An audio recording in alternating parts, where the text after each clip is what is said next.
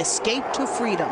2 inspirational stories from 2 different times and in 2 different parts of the world.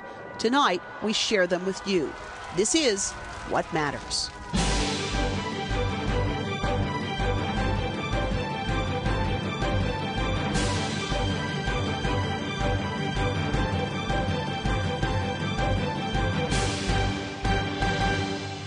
Good evening, I'm Kathy Lewis. This Thanksgiving weekend finds many families telling stories. Some are tall tales about the one that got away, and others are rich chapters of extraordinary experience. We have 2 of the latter kind for you tonight. It's a real pleasure to welcome Aniko Tottossy. I first met Aniko when my daughter was a gymnast at Ocean Tumblers Gymnastics in Chesapeake. Aniko was the lady who kept the books and coordinated the endless fundraisers that seem to be part of just about any athletic pursuit these days. But as has always been the case, children come away from sports with more than just a knowledge of the game. The gymnasts at Ocean Tumblers come away knowing someone of boundless courage. The year was 1956. A Hungarian resistance movement rises up against the Soviet communists and begins to set up a government. In 6 days, the uprising was crushed. Aniko Tottossy was 17 years old at the time, and she was a member of the Hungarian national women's basketball team. And we are so glad that she is with us tonight to tell you the rest of the story. Aniko Tottossy, thanks for being with us. Thank you. I've heard the bits and pieces of this story over the years because those little girls will come in and say, "You won't believe what happened to Miss Tottossy. You won't believe this." But until you see this story in one place, it's a remarkable feat that got you here. So I wonder if we could start back at this year of 1956, really pivotal year in your country. There's this fledgling resistance movement that begins to try to fight against communist rule, and it was not long before that was crushed. Yes, it was only 6 days of freedom before the Russians came in with full force. And 200,000 Hungarians have decided that they had enough of the regime and fled the country. I was on a basketball team, and our whole team defected. But there's a lot between I was on the basketball team and our whole team defected. You were the only child of your parents. I was. 17 years old. Yes. So your team, I guess because of your coach, had said it's time to go. Your coach had been active in the resistance movement. Yes. So he says it's time to go. If you want to go, we'll take you. Right. That's exactly what happened. My parents didn't know what was in the plans. And so when you left them that day and said, "I'm going to go play a game." Exactly. Exactly. You knew you were not coming back. Yes. Yes. That's just a moment. I mean, that's an amazing thing. Yes. So why did you not tell your parents? I think people would probably appreciate understanding that. Well, you can imagine when you have only one child and your entire life revolved around that child, and you sacrifice so much for the child, that losing the child, which my parents thought they will be losing me, although I was able to make amends later on in life. It was quite a tragic thing for my mother. And then they also might have been in danger had they known that you were planning this. So that's another important part of this. Yes. So you strike out. Everybody thinks you're going to a game. You're trying to get across the border to Austria. Yes. And that story, by the way, is told marvelously well by James Michener in The Bridge at Andau. That's the bridge at which you found yourself. Yes. Tell us what happened that night. Well, that was our second try of crossing. This bridge is, it was just a little wooden bridge across a canal. And once you went across the bridge, it was still Hungary, so you had to have a few more yards before you actually were in Austria. But we have traveled 2 nights. One night was pretty unsuccessful. We never did find the border crossing. The second night we have gotten close enough, and one of the sympathetic Hungarian border guards told us not to go any closer because the Russians are dynamiting the bridge. And so after a little bit of time, we heard the big explosion, and we saw the Russian tank go across the bank, the other bank. And so you thought it was done then? If the bridge was gone, there was no way you could get over. So when we went closer, we were able to see that the middle portion of the bridge was blown out, and the timber just kind of fallen into the water, and of course it was extremely cold. The water froze on it right away, so we had to kind of lower ourselves down from one bank and find our footing and kind of slide across. Some people fell in and their clothes gotten frozen in a second, in an instant. And then on the other side, you would have to climb up, and there were some men who helped you climb up. And a little while after, a few 100 yards, there were the Austrian border guards and the Red Cross handing out Hershey chocolates. Wow. And so then you know that you were in a free land. And so, of course, you think, great, we're in a free land, but it's not a bed of roses at that point, because you're in refugee camps and the rest. And then how did you get to the States? How did that happen? Well, once you were in different refugee camps, we were taken all the way across to the German border in a camp. And at that point, you would have to kind of choose where you wanted to go, which country, and countries had a quota. Sure. And so we wanted to come to America. The problem was that most of the people wanted to come to America, sure. And the quota has filled.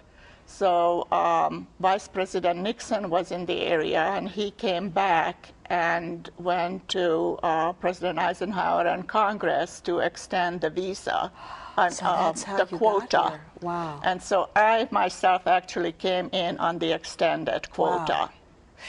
It is a remarkable story. You need to write a book. You need to be James Michener and write a book about your experience, because the pieces of this that I wish we had an hour and a half for this story, because it's absolutely unbelievable. But the short story is, you come to this country, you worked so hard, and not always in great circumstances, to get your education once you're here. And of course, you let your parents know that you were in the States and safe and well. Right.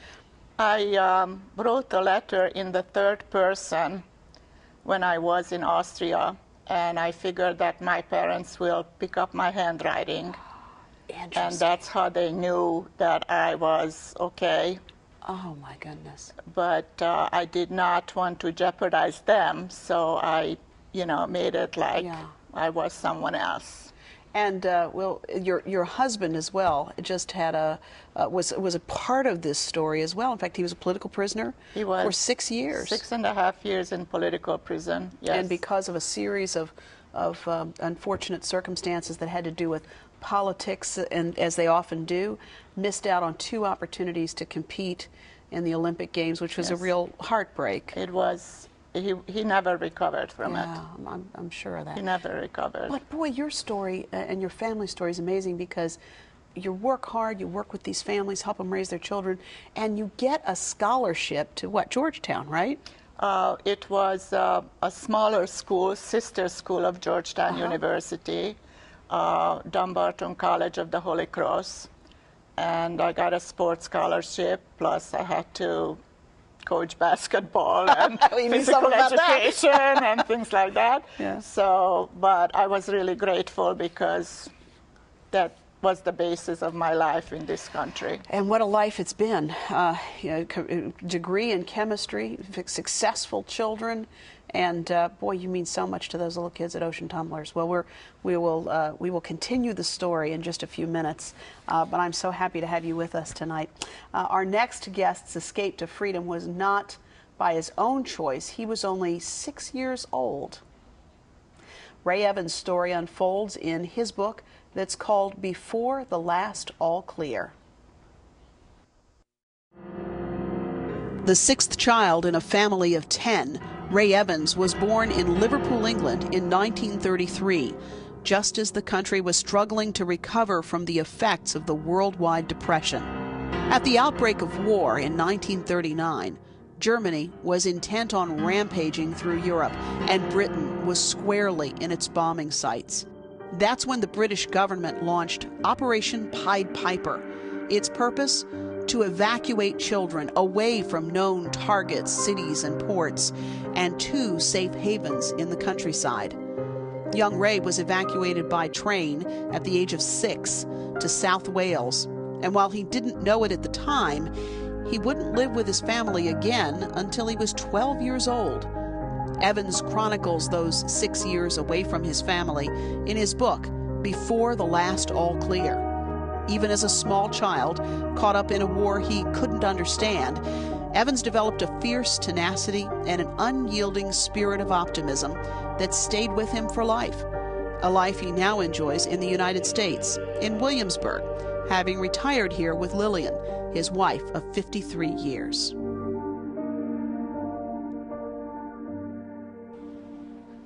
And Ray Evans joins us tonight as well, along with Aniko Tottossy. Nice to meet you, and thank you for being here. Thank you.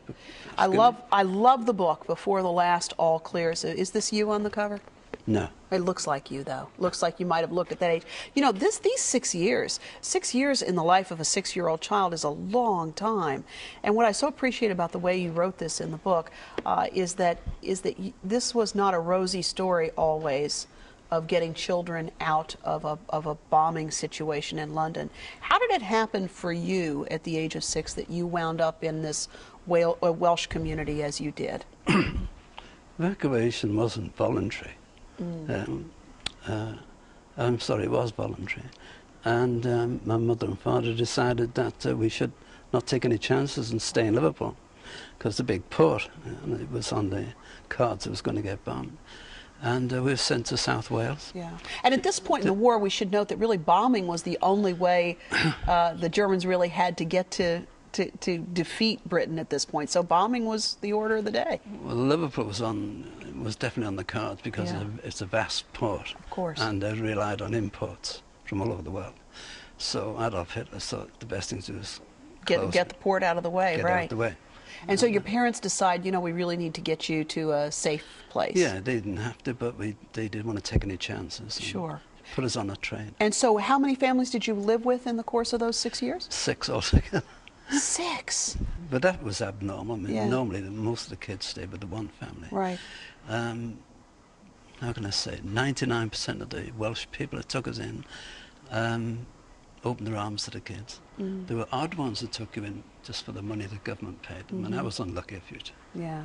But you finally wound up with a wonderful family that you At the end, I did, really yeah. bonded Oh, with. yeah. How far into it was that? What age were you when you found that family? 9.5. When I 9 bonded with and a that half, yeah. Williams family. Right. Yeah, that made a big difference. That was And before. you really loved that family. Oh yeah.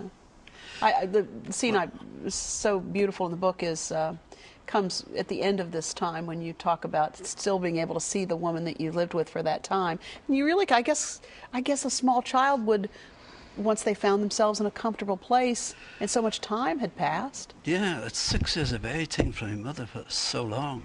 I actually kind of drew away from the family altogether. And Mrs. Williams took place of my mother. I didn't want to leave her. She wanted to adopt me, actually. And so we get to this point where she wants to adopt you. Your mother's come to get you back at the end of the war.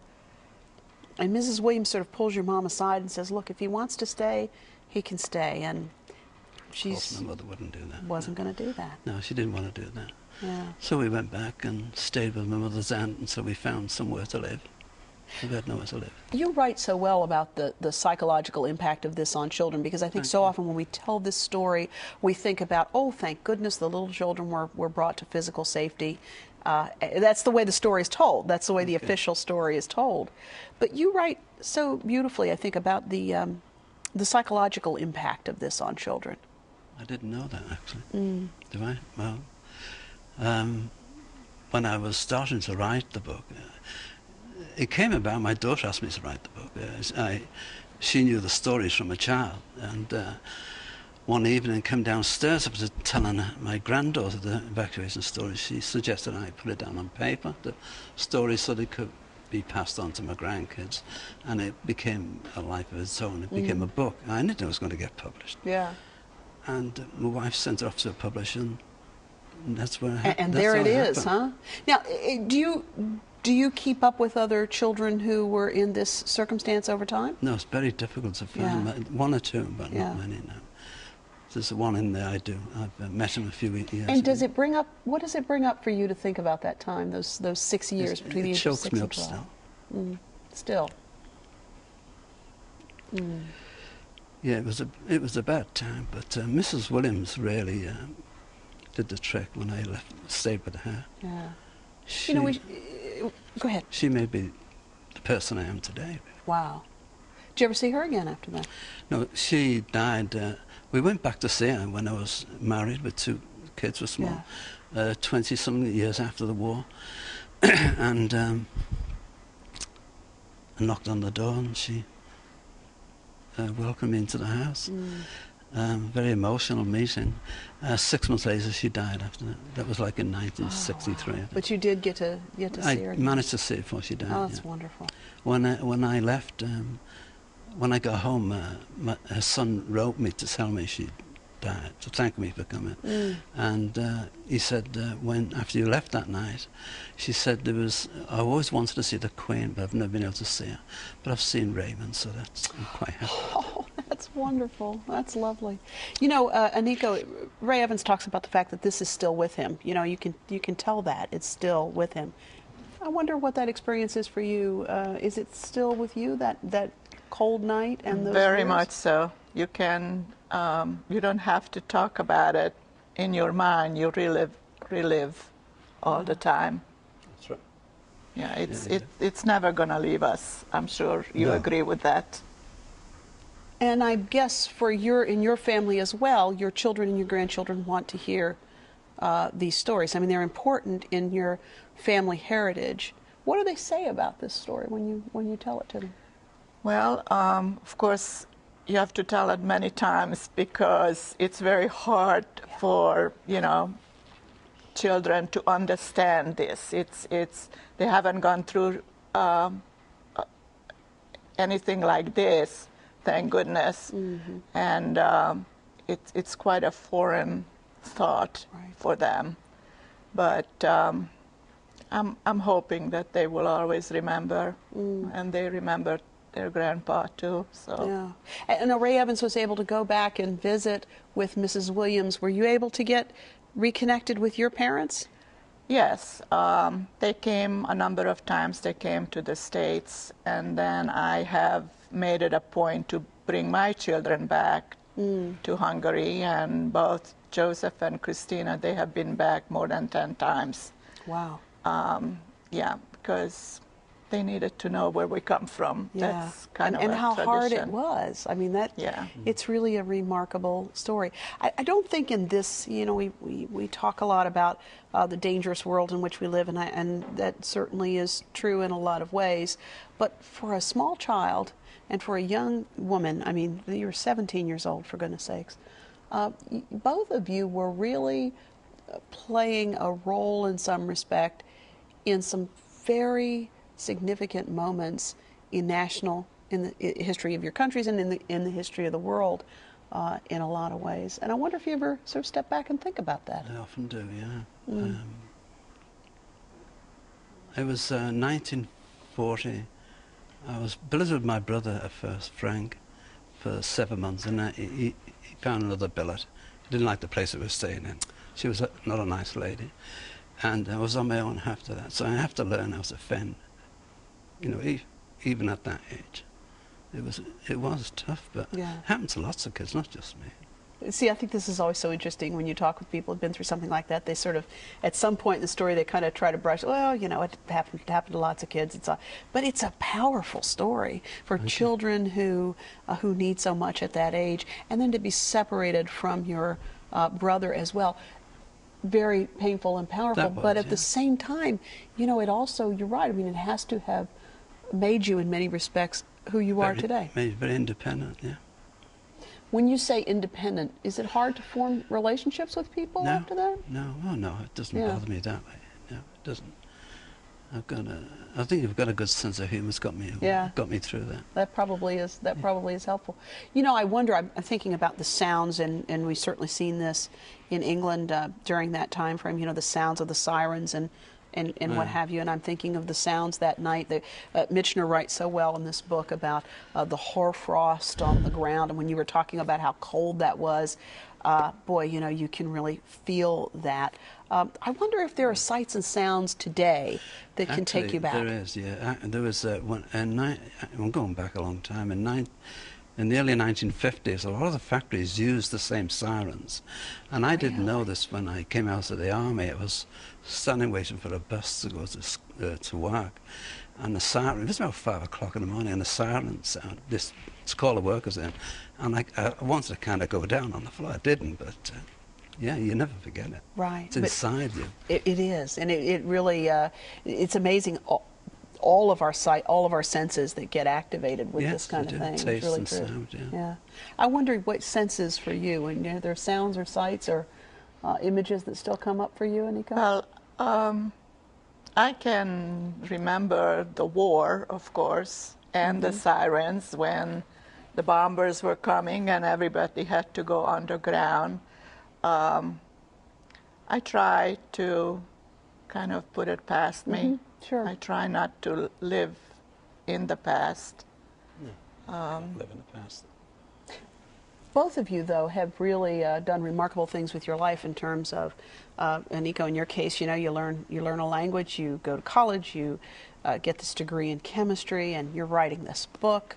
Mr. Evans, I mean, it's a remarkable thing. Your children must be very moved by this story, I would think. They must be delighted with the book. Yes, they are actually. It's called Before the Last All Clear. Yeah, when the bombings, when the Germans were bombing us, before they came over, the radar picked them up and sounded sirens getting out the house in Evacuation. So they sounded a siren, an up and down sign, if you know what I mean. Sure. And then when the bombing had finished, it usually took between 1 and 6 hours. It was a steady sound. And that meant it was the all clear, and I called the book Before the Last All Clear. So when he was talking about that, you knew exactly what he was talking about. Yeah. We had the same experience during the war, yes. Yeah. And it's such a foreign experience, I think, for people in America who haven't had that experience of, and certainly we could say that the war on terror is a different kind of deal, but what we're talking about in this time frame was a different thing with nightly bombings, and in the case of Hungary, of course, revolution being stamped out. I wonder, Aniko, as you look around the world, and from time to time, you know, we see nations embroiled in that revolutionary process. I wonder what you think about that when you see other places where there have been rebellions, and you know, I'm thinking of Tiananmen Square and some of those moments where you see this established, very repressive regime being confronted by something that wants to break free and be something else.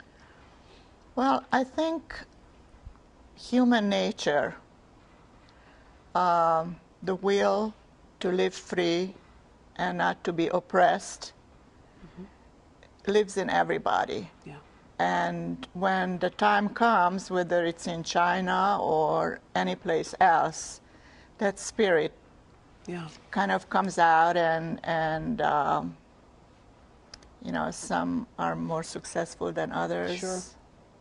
But you have tried to tell, or you have continued, I should say, to tell this story to the young gymnasts at Ocean Tumblers, and as we say, you know, you're a very humble, modest person, and so you just get little bits and pieces of it, and that's why it's just so remarkable to see this story all put down in one place. But there they are, all of those little pint-sized gymnasts running around, and I wonder, you yourself, in fact, we should note, started out as a gymnast, and then how did you move to basketball? I was actually born with a back problem, and so I had physical therapy, but it never really solved all the problems. And it came to a certain level of gymnastics where I could no longer pass that point. Sure. And I was just lucky that I was picked up by a scout and Boy, you really were. started to play basketball. You really were. Well, congratulations to both of you, Thank you. for extraordinary stories. And Ray Evans, congratulations for the book, Before the Last All Clear. Glad you enjoyed it. You and I are going to write a book, my friend. That's Thank what we're you. going to do. That We're going to would sit be down wonderful. over cups and cups and cups of coffee. We're going to Great. write a book. That's a Great. fact. We're going to make that happen.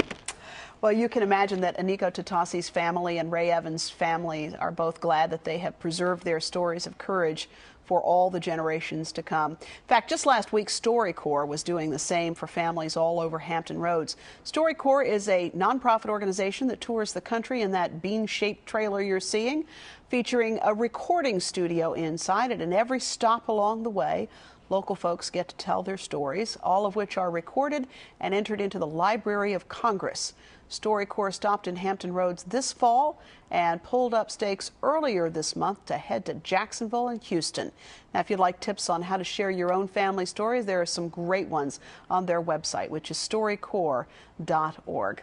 Coming up on What Matters, the changing economy. We'll consider how it's changing college life in business schools across the region. We'll take a look at those real-life lessons going on in business schools all over the place. 4 university business deans join us for that conversation next week. In the meantime, hope you'll join us on the radio at 89.5 WHRV, noon to 1 for weekdays. It's Hearsay at noon. Thanks for watching. I'm Kathy Lewis, and we'll see you next time for another look at What Matters.